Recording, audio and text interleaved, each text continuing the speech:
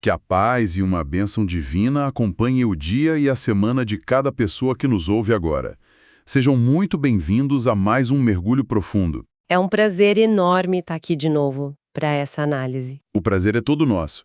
E o nosso estudo de hoje traz uma daquelas histórias que quase todo mundo acha que conhece de trás para frente, sabe? Mas que, na verdade, esconde umas camadas incrivelmente complexas e até, digamos assim, perturbadoras. Muito perturbadoras. A gente tem a tendência de infantilizar essa narrativa. Exato. Nós reunimos um material fantástico para a análise de hoje. Vamos focar no capítulo 4 do livro de Jonas, diretamente da Bíblia de Estudo Nova Almeida Atualizada, e a gente cruzou isso com o denso e brilhante comentário bíblico do acadêmico John D. Hanna. O material do Hanna é excepcional. E grandiosa cidade de Nínive. O que é fascinante aqui é como o capítulo 4 revela de forma muito crua, muito direta, a psicologia de alguém que se recusa terminantemente a aceitar a misericórdia. Principalmente quando essa misericórdia é concedida aos próprios inimigos, né? Exatamente. O nível de detalhe que essas fontes trazem altera completamente a nossa percepção comum da narrativa. E essa é a nossa missão hoje. A missão desta análise é desconstruir de vez aquela imagem infantilizada que domina o imaginário popular. A gente quer ir além da figura da grande baleia. Ou do grande peixe, como o texto original sugere. Isso, do grande peixe que costuma roubar toda a atenção ali no início do livro. O nosso foco hoje é o clímax surpreendente dessa história. Um desfecho que envolve um profeta completamente furioso, uma planta de crescimento acelerado, um verme faminto e uma metrópole antiga com proporções gigantescas. É um drama psicológico e teológico de primeira linha, assim. Estamos lidando com um texto que expõe as contradições do coração humano de uma maneira muito desconfortável. Certo, vamos desvendar isso, porque a ironia, logo no primeiro versículo do capítulo 4, é simplesmente gritante. É um choque de expectativa. Sim, a cidade de Nínive, após ouvir a mensagem de advertência, se arrepende em massa. O desastre iminente é evitado. E qual é a reação do profeta? O texto relata que ele ficou muito aborrecido e com raiva. Se a gente pensar bem, é o único caso registrado de um pregador que entra em depressão profunda justamente porque a sua campanha foi um sucesso absoluto. É muito irônico. E o comentário de John D. Hanna nos oferece a chave de ouro para entender essa verdadeira motivação, não é? Sem dúvida. Durante muito tempo, popularizou-se a ideia de que a fuga inicial dele para a cidade de Tarsis aconteceu por covardia. Aquele medo físico de pregar para um povo hostil? Exato, mas o texto prova o oposto. A fuga ocorreu porque ele tinha um conhecimento profundo sobre quem o Criador realmente era. Hanna aponta que no auge da irritação dele, a oração feita no capítulo 4 traz uma citação quase perfeita do livro de Êxodo, capítulo 34, versículo 6. Ah, aquela declaração sobre o caráter divino? Isso, a declaração é clara. Ele tinha plena consciência de um Deus bondoso e compassivo, tardio em irar-se e grande em misericórdia. Ele sabia que Deus perdoaria. Ou seja, a fuga não teve nada a ver com medo de morrer. Foi uma objeção puramente teológica e ideológica. Ele conhecia o caráter de Deus perfeitamente, mas existia uma recusa visceral em ver os inimigos recebendo qualquer tipo de perdão. É um bloqueio moral e intransponível ali. Para trazer isso para a nossa realidade, é como ter que entregar o bilhete premiado da loteria nas mãos da pessoa que destruiu a vida da sua família. É essa a exata sensação que permeia o capítulo. A analogia ilustra bem o peso emocional da cena. E para não julgarmos o personagem com a superficialidade do nosso tempo, a gente precisa mergulhar no contexto histórico que a nossa fonte fornece. Quem eram os assírios na época? O povo de Nínive não eram apenas rivais políticos comuns. Eles formavam a superpotência militar da época. Eram conhecidos em todo o mundo antigo por uma brutalidade, assim, indescritível. Tática de terror mesmo. Sim, tática de terror psicológico. As fontes falam sobre esfolar inimigos vivos e empilhar crânios nas portas das cidades conquistadas.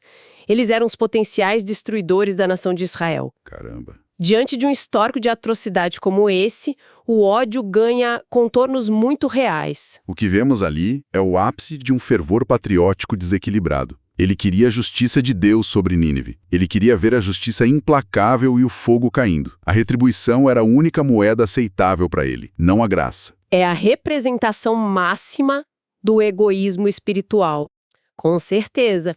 A lógica dele é sinistra, porque a misericórdia é maravilhosa e celebrada quando salva ele do fundo do mar, no capítulo 2, mas quando o alvo é o arqui-inimigo, a exigência passa a ser a destruição total. E o nível de angústia atinge um ponto chocante no versículo 3. O ressentimento é tão devastador que o pedido explícito dele é pela própria morte. Ele diz que seria melhor morrer do que continuar vivendo em um mundo onde Nínive é perdoada. É a perda completa da razão de viver. É um abismo emocional absoluto. E essa espiral de decepção profunda recebe uma resposta dos céus que funcionam como uma verdadeira aula de paciência. A pergunta de Deus. Sim, em vez de uma repreensão fulminante ou de enviar uma nova tempestade, a abordagem divina muda radicalmente. A pergunta feita no versículo 4 é de uma calma desconcertante. Deus pergunta simplesmente: você acha que é razoável essa sua raiva? É um convite terapêutico à autorreflexão, né? Um momento de pausa que ele simplesmente ignora. E o mais louco disso tudo é que a raiva não é direcionada à salvação de uma aldeia qualquer. Lendo os relatórios arqueológicos que cruzamos com o texto bíblico, foi impossível não ficar perplexo com a escala do alvo de toda essa ira. Nínive era colossal. Nínive era o centro do mundo daquela época, trazendo os dados arqueológicos como era a dinâmica urbana de uma metrópole desse porte na antiguidade. O contexto urbano transforma a nossa leitura desse capítulo inteiro. Nínive possui uma localização extremamente estratégica, ficava na confluência dos rios Tigre e Cózer. Para quem gosta de se localizar no mapa atual, isso fica exatamente onde hoje é a cidade de Mossul, no Iraque, certo? Isso mesmo, no norte do Iraque. A narrativa de Gênesis 10, versículo 11, já apontava a fundação da cidade por Nimrod, mas a dimensão real de todo esse esplendor só começou a ser compreendida graças às escavações do britânico Henry Layard, entre os anos de 1845 e 1854. Os dados dessas escavações trouxeram Nínive de volta à luz. Pelas medições, a equipe de Layard revelou uma metrópole que cobria aproximadamente 1.850 acres. O que é um absurdo para a época. Muito absurdo. Para quem não está familiarizado com acres, estamos falando de cerca de 750 hectares. Para se ter uma ideia visual bem clara para quem nos ouve, isso equivale a mais de 1.000 campos de futebol juntos.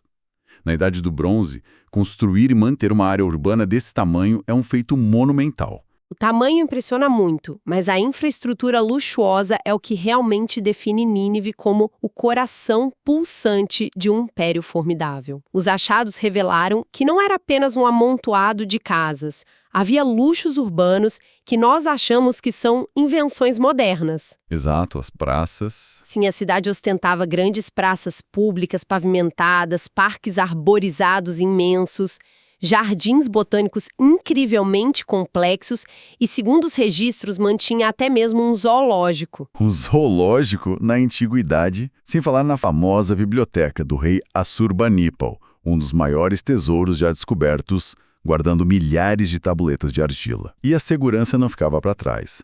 Era uma cidade fortificada com muros colossais e portões maciços.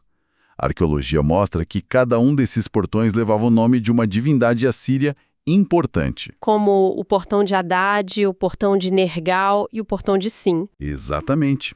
Diante dessa infraestrutura formidável, o número citado pelo próprio Deus no final do capítulo 4 ganha um peso demográfico gigantesco.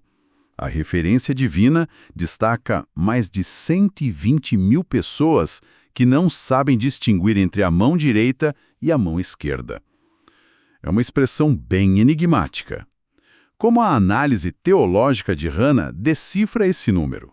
O comentário do Hannah sugere duas vias interpretativas principais para tentar entender essa questão de não saber distinguir a mão direita da esquerda. A primeira abordagem é tomar isso como uma referência literal a crianças pequenas. Espera, então se forem 120 mil crianças de colo ou na primeira infância... Isso elevaria a população total de Nínive e dos arredores para algo em torno de 600 mil habitantes. Isso seria uma explosão demográfica, uma das maiores aglomerações humanas do planeta naquela era. A matemática histórica aponta para isso mesmo. Mas a segunda via de interpretação sugere que a expressão é uma metáfora para adultos que eram profundamente ignorantes do ponto de vista moral e espiritual. Nesse segundo cenário, 120 mil representariam a população adulta da cidade propriamente dita. O que fecharia um total em torno de 300 mil habitantes. Ambas as interpretações apontam para uma metrópole superpopulosa. Números que parecem até exagerados para a época, mas a história confirma essa capacidade. A arqueologia não deixa dúvidas. O comentário de Hannah resgata uma inscrição arqueológica fantástica, onde o rei assírio Assur-Nazir-Pal II deixou registrado ter convidado 69.574 pessoas para um único banquete de inauguração. Um banquete para quase 70 mil pessoas.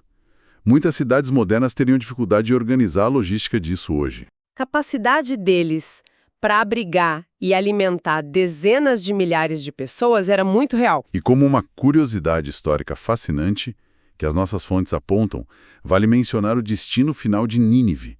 Apesar desse livramento no capítulo 4, a cidade acabou caindo décadas mais tarde, no ano de 612 a.C. E a queda foi irônica, porque exércitos invasores de medos e babilônios usaram a própria geografia contra a fortaleza. Eles represaram os rios. Represaram os rios Tigre e Cócer, provocando uma inundação colossal, que invadiu os muros e destruiu as defesas por dentro. Mas, retornando ao cenário do capítulo 4, naquele momento específico de graça, a cidade inteira estava a salvo. O que não estava a salvo era o humor do nosso protagonista. E aqui é que a coisa fica realmente interessante, porque começa a famosa lição de objeto. O acampamento dele. Isso. Ele sai da cidade, constrói um abrigo rústico de folhas e galhos e senta à sombra para ver o que aconteceria com a cidade. No fundo, teimosamente esperando que Deus a destruísse. É então que acontece a intervenção botânica. Deus faz crescer uma planta. A botânica por trás dessa cena é muito peculiar. O comentário de Hannah sugere que essa planta miraculosa pode ser a mamona. A Ricinus communis. Exato. É uma espécie endêmica que cresce de forma extraordinariamente rápida em climas muito quentes. Ela pode atingir quase 4 metros de altura, quase 12 pés, possuindo folhas extremamente largas. Funciona como um guarda-sol perfeito contra o calor escaldante do Oriente Médio. E o crescimento milagroso dessa mamona, numa única noite, traz a única alegria dele no capítulo todo.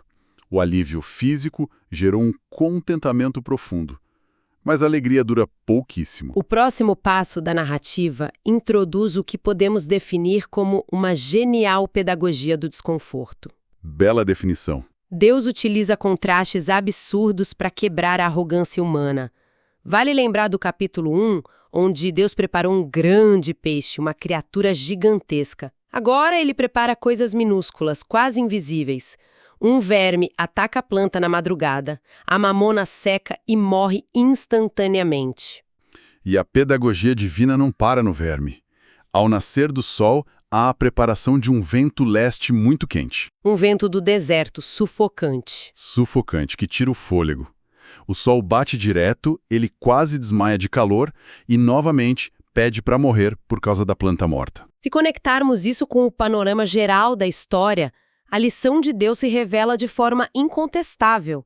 Ele teve compaixão e sofreu por uma planta temporária que não lhe custou trabalho nenhum, que nasceu numa noite e morreu na outra. Como Deus não teria compaixão de uma metrópole inteira, cheia de pessoas e animais que ele mesmo criou e sustentou? O paradoxo é doloroso de se constatar. Ele valorizava mais o conforto físico e pessoal, a sombrinha dele, do que o destino espiritual e a vida de milhares e milhares de seres humanos. O choque de valores é brutal. A mesquinhez dos afetos humanos é exposta. O amor só se manifestava naquilo que servia ao próprio interesse. E o que talvez seja o aspecto mais impressionante de toda essa análise histórica e literária é a maneira como tudo isso simplesmente não termina. O livro acaba de forma abrupta no versículo 11. O grande silêncio. Não há resposta registrada. Houve arrependimento? O mau humor continuou? O texto nos deixa no escuro. Por que terminar assim?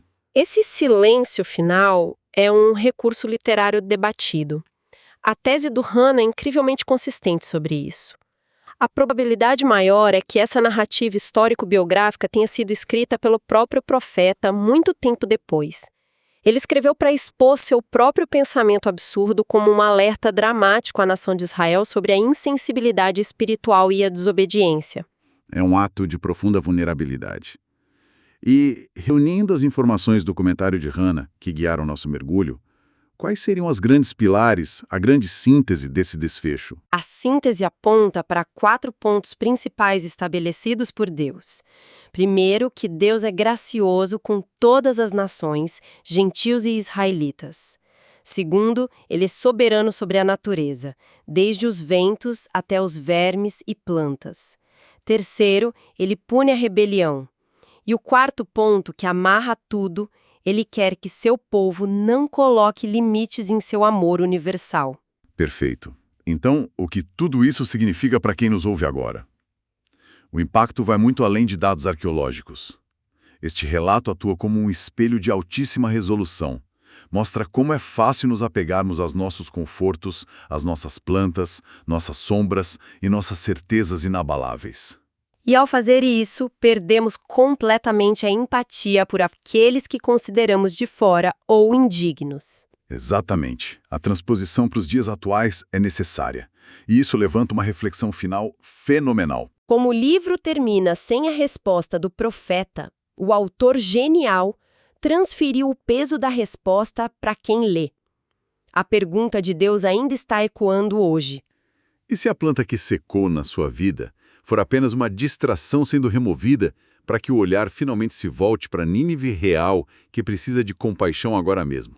Será que estamos dispostos a amar o que não plantamos e perdoar os que achamos que não merecem? É um pensamento que desestabiliza as certezas. Muda tudo. Certamente não permite que ninguém saia deste estudo da mesma forma que entrou. Nós agradecemos imensamente a companhia e a atenção de cada pessoa nesta análise profunda de hoje. Que essas reflexões ecoem e gerem frutos. Que Deus abençoe todos os ouvintes.